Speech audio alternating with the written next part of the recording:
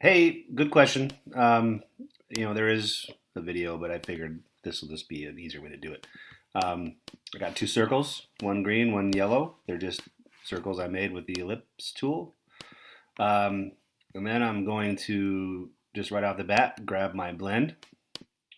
And I'm going to do a specified steps, whatever, just count those circles and see how many there are. Um, and you're going to just blend those two together. At this point, what you have um, is a path that goes from this center of the circle to that center of the other circle. This path is editable.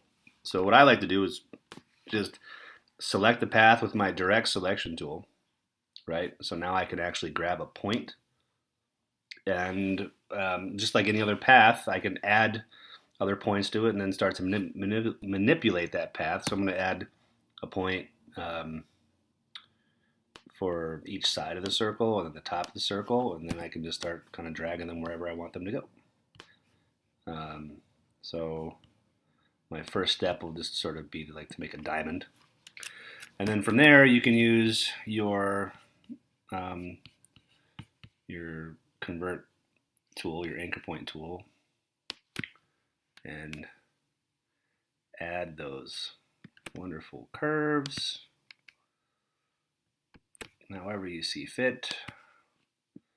And you also have to kind of manage the bottom ones too.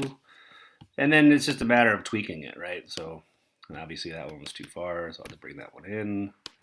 And then you just kind of get it to however you like it, and you've got this wonderful design that was just initially created with two circles. Hope that helps. All right, good luck.